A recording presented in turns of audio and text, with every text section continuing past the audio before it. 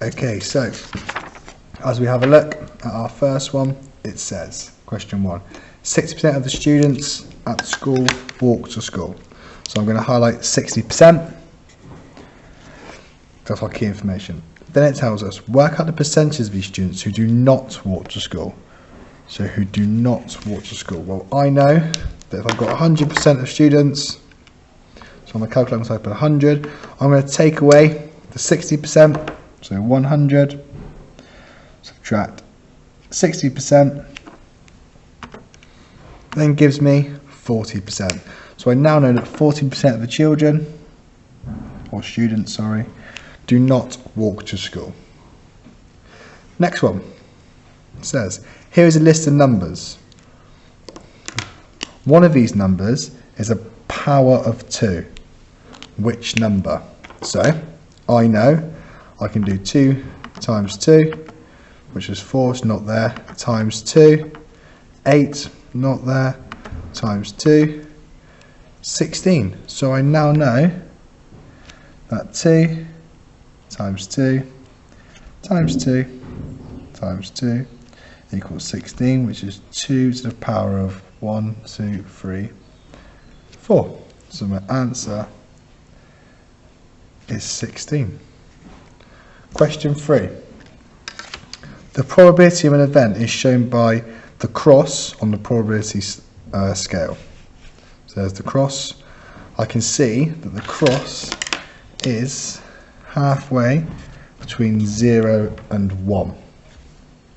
Okay, so then it says write down an estimate for the probability of the event. So when it says estimate, so I can see it's roughly about halfway, so I know it's going to be 1/2.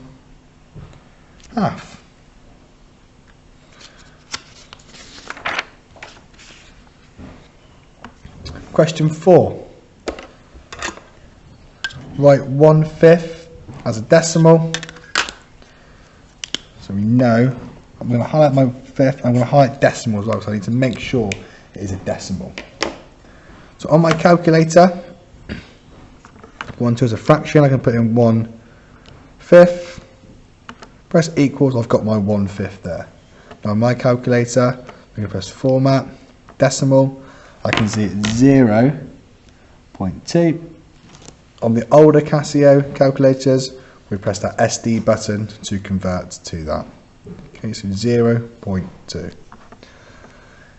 Question 5, and this is where our sure comes in, which is really, really important during this part. So I'm going to read all the information first. Deborah recorded the favourite colour of each of the 30 students in their class. So straight away, I know there's 30 students in her class. The incomplete table shows some information about her results. So let's have a look at this. We've got colour, number of students. Red there was 7, green 6, yellow 5, blue 10 and other. Then it says question A, 5A, complete the table for Deborah's results. So the first thing I want to do, I'm going to use my calculator to add up how many students there is so far. So I'm going to do 7, add 6, add 5, add 10, which equals 28. So I know that this value here equals 28 once you've added all those together.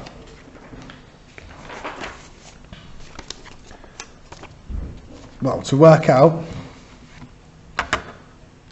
I know my total altogether was 30, so I can just do 30, take away 28, which gives me 2. So my other value is going to be 2, so I've completed that table.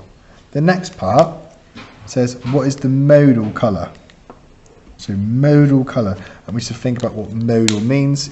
Well, it's the one that appears the most, so our modal colour is going to be blue, because we've got 10 of those. It then says, Mark asked each student in a different class to name their favourite colour. So it's a different class now, but I think that's quite important, so I'm going to highlight that. So I don't want to get confused with my table up here. For this class, the number of students who said blue is 3 times the number of students who said green. Okay, so blue's 3 times the number of students who said green. Write down the ratio of the number of students who said blue to the number of students who said green. Right, so we've got blue and green.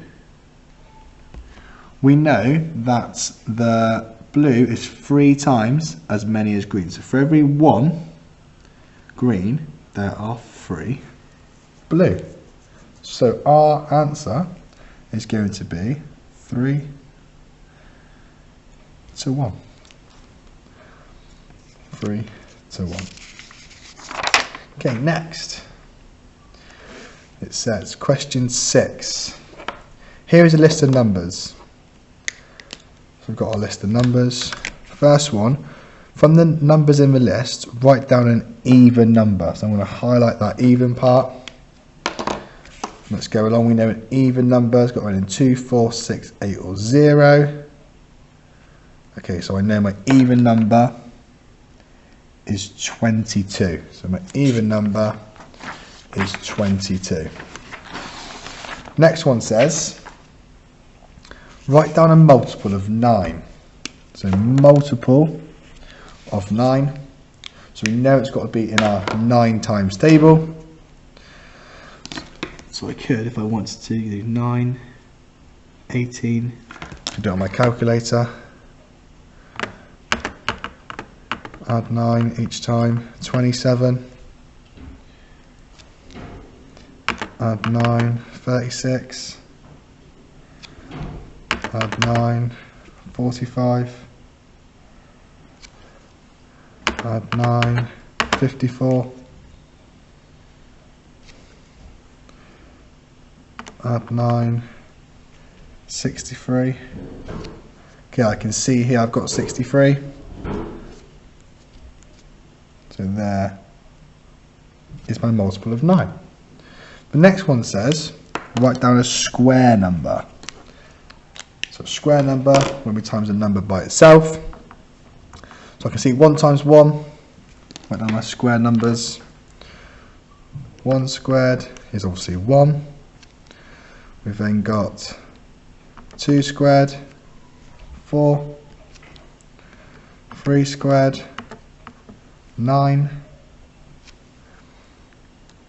4 squared, 16, 5 squared, 25. None of these are there yet. 6 squared, 36. 7 squared, 49. I can see I've got 49, that's in mine, so I know it's my square number, and I can write 49. Next part, question 7.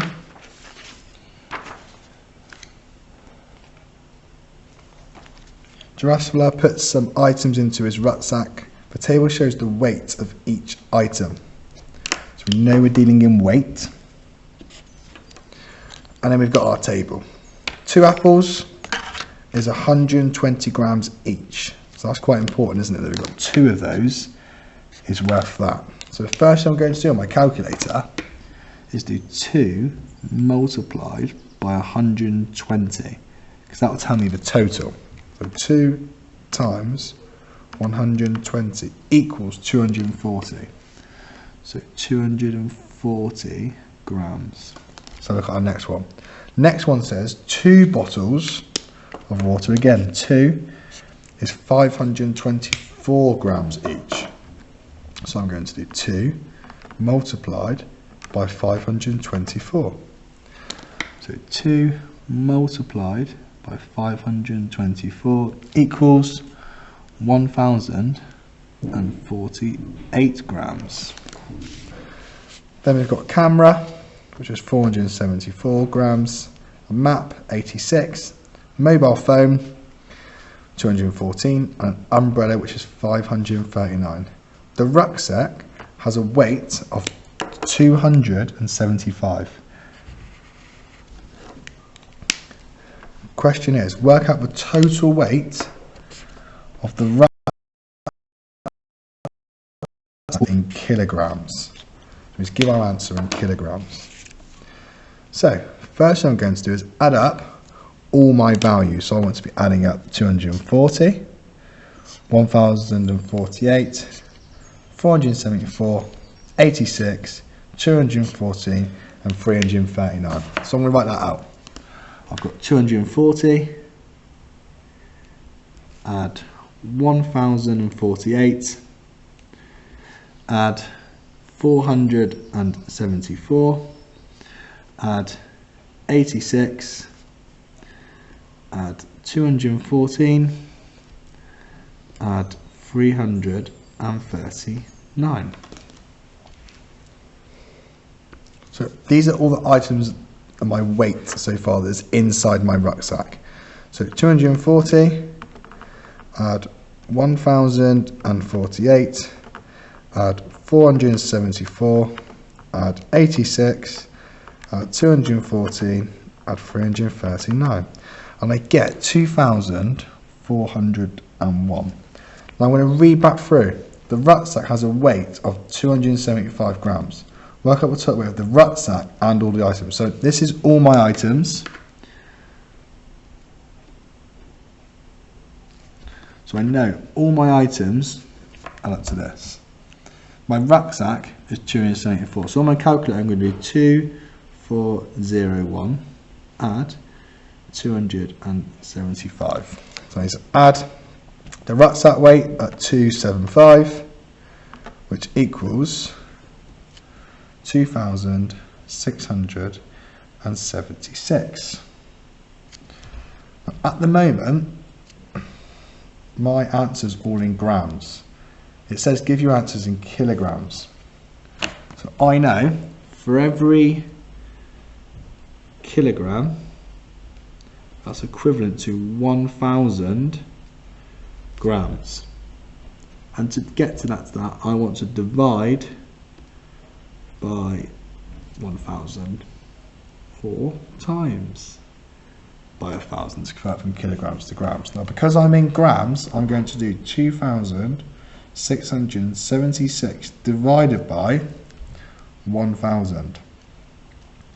That will then tell me on my calculator, format decimal again, so I've now got my weight in kilograms, which was 2.676. So 2.676 kilograms.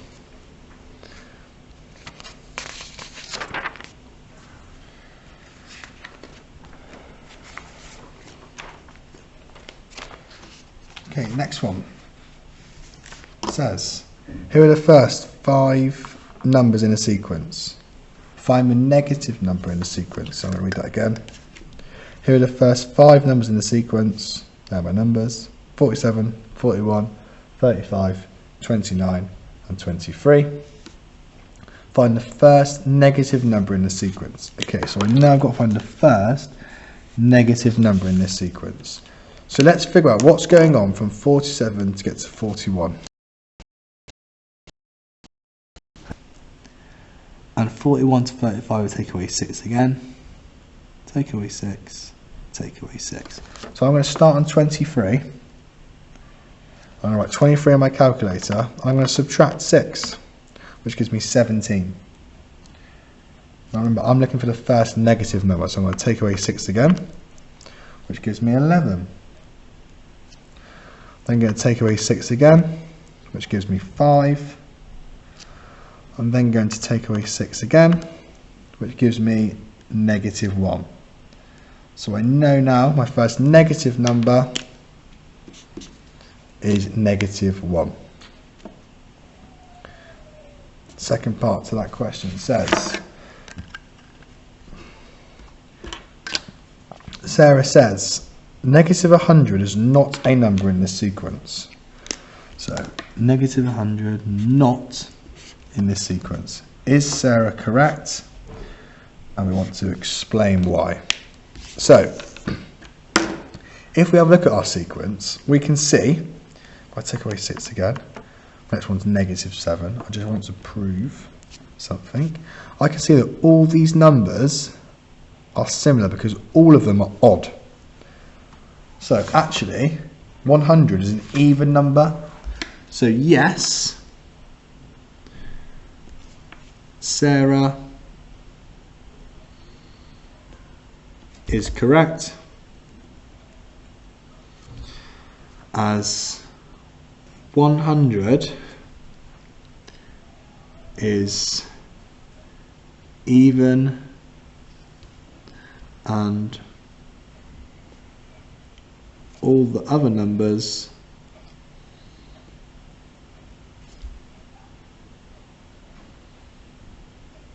are odd.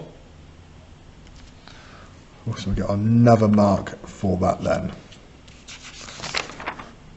Okay, next one is question 9. Okay, question 9 says, Becky invests £5,000 for 2 years in a bank account. She gets simple interest rates of 3% per year. Work out the total amount of interest Becky gets by the end of year 2. So let's go through it with our highlighter. She invests £5,000 for 2 years. She gets simple interest, really important, of 3% per year. Work out the total amount of interest Becky gets at the end of the 2 years. So we know it's simple interest. So I'm going to write that down. So not compound interest, but simple interest.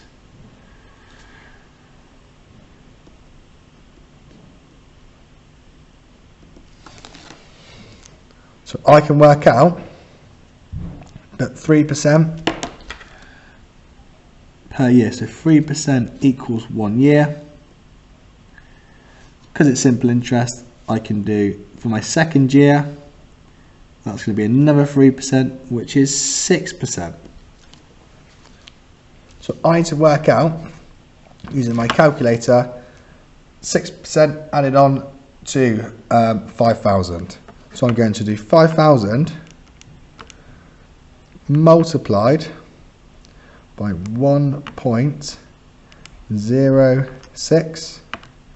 That gives me 5,300. So I did 5,000 multiplied by 1.06, so that's 6. And that gave me 5,300. But it wants to work out the total amount of interest that Becky gets. So the interest she gets, 5,000 was her original. So 5,300, subtract 5,000 equals £300. So the total interest after 2 years is going to be £300. Question 10. A teacher asked George to think of a number. So a teacher asked George to think of a number. She then says, add 10 to your number and then multiply it by 3. George thinks of a number 5. He writes down 5 plus 10 times 3 equals 35. What should George have written down? Okay, now if we follow our rules of BIDMAS and our rules of operations, we know that multiplication would come first. So if we type this in our calculator, we're going to get 35. However, we need to make sure we add 10 to our number first, and then we'll multiply it. How can we fix this? We're going to write 5 plus 10. But we're going to pop that part in our brackets. So on my calculator, we want to do the addition first. So that needs to be in my brackets. I can then multiply it by 3, which will give me the answer 45. So same numbers, but because we've got our brackets, we're doing this part of the calculation first, like it's going to do on our calculator, to get our answer of 45.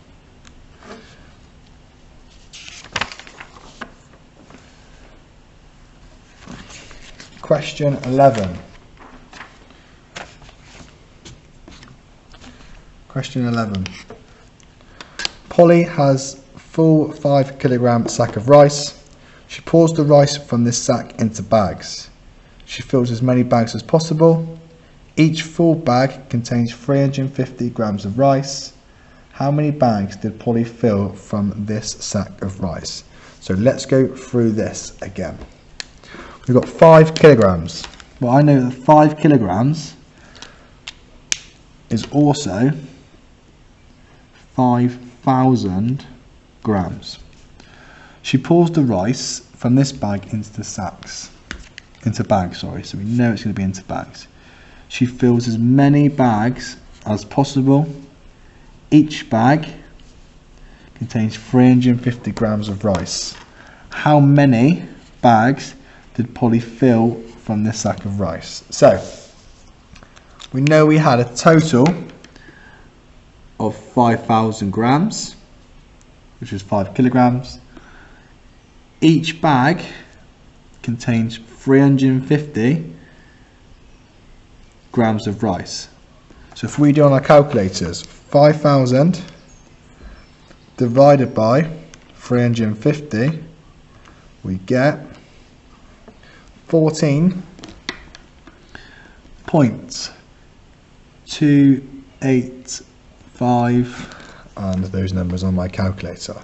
But what's important is we want to make sure how many bags did Polly fill from the sack of rice. Well, she filled 14 altogether. So 14 is our answer. Next says, Polly assumes that the rice in 2 sacks will fill twice as many bags. So if we have 2 sacks, well, 1 sack was 5.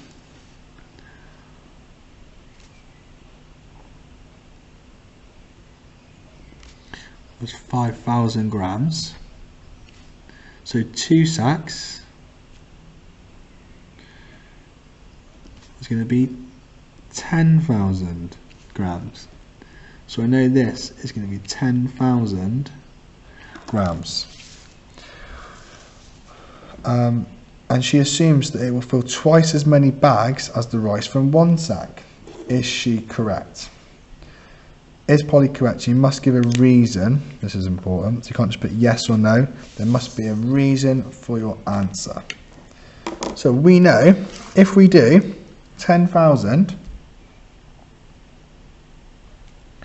and we divide it by 350, because that's what a full bag or a sack contains. Let's do that. 10,000 divided by 350, we get 28.571. Well, 28 is actually double 14. So, yes, she is correct, as 10,000 divided by 350 equals 28.571. So Polly will fill 28 bags. 28 bags. Okay, question 12. Question 12 says, a rule to change a UK shoe size to a European shoe size is multiply the UK shoe size, so multiply by 1.25 and then add 32. European shoe size are given as whole numbers. So I'm going to highlight that. European shoes are given a whole number. That means we can't have no decimal numbers. Katie's UK shoe size is 5. Work out Katie's European shoe size. Okay, so we know that we've got 5, tells us here, Katie's shoe size. And to convert it, we want to multiply it by 1.25.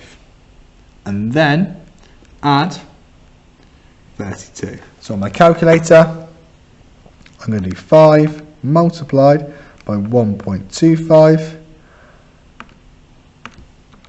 and then need to add 32, which gives me 38.25. Now we know we need to give it as a whole number. This is a decimal number, so we're going to have 38 or 39. It's in between 30 or 39, so both of those answers would be correct. Next one says Gustav's European shoe size is 42. So European shoe size is 42. Work out Gustav's UK shoe size. So this time we need to focus on, we've got, this is our like input machine. We want to focus on our the output, which is 42. So therefore we're going to use the inverse to work backwards and figure out what the UK shoe size might be. So if we start on 42, we need to, if we're adding 32, this time we need to subtract 32. We then need to, if we are multiplying by 1.25, we want to divide by 1.25.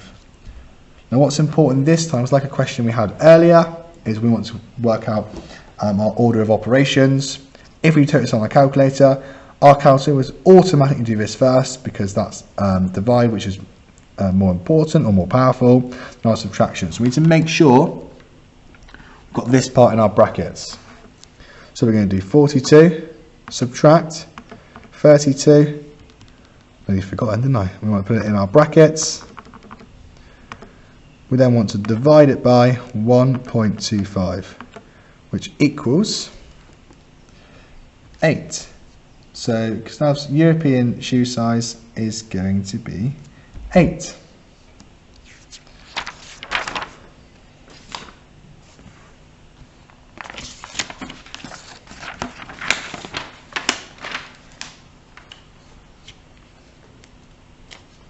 Okay, our next one.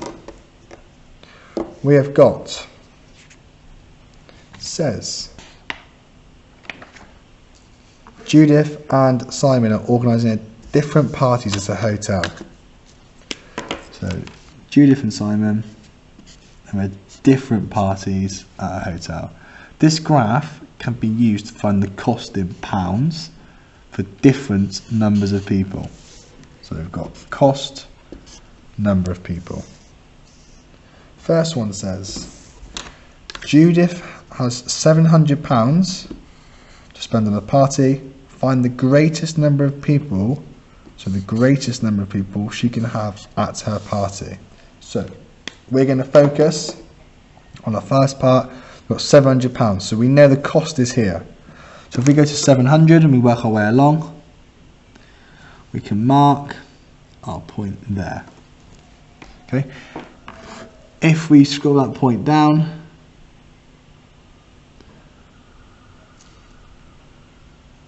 there's our number of people. Now I can see that it's going up in ones, so we've got 31, 32, 33, 34. So she can invite 34 people. Now Simon is organising a party of 20 people. Use the graph to find the cost. So if we've got 20 people, we're going to go up this time to here. we're then going to come along our graph, and it sits just there. So this time we need to work out what our graph is going up in. Each increment is going to be worth 20. So we've got 420, 440, 460. So it actually sits between 440 and 460. So in between that, I can say it's £450. So Simon's organising the party for 20 people. Let's check it. 20 people go along in between 440 and 460. So it's going to cost Simon £450.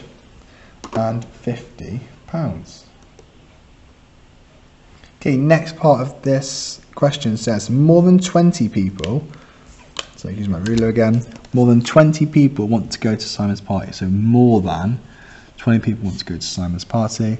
Work out the cost for each, so cost for each extra person. So if we go back to our graph, I want to now find the gradient of our line. So we know 20 people, if I use my graph here, 20 people cost 450. So 20 people cost 450. We put people and we've got cost.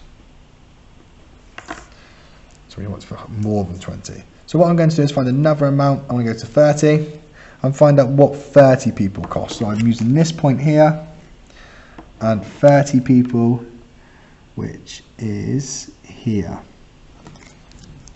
Now 30 people cost £600.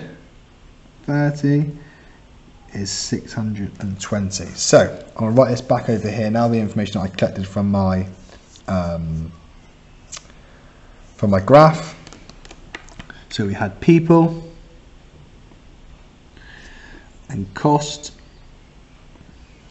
I want to use two nice numbers, so 20 people and 30 people. Well, the cost of 20 people was 450 and the cost of 30 people was 620.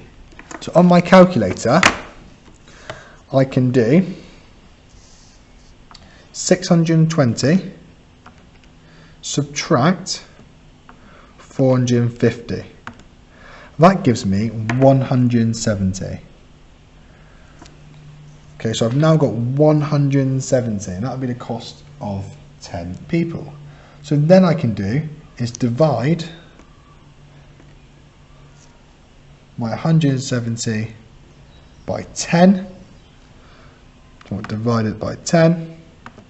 That's going to give me the answer of 17. So I've now found out the cost for one person is £17.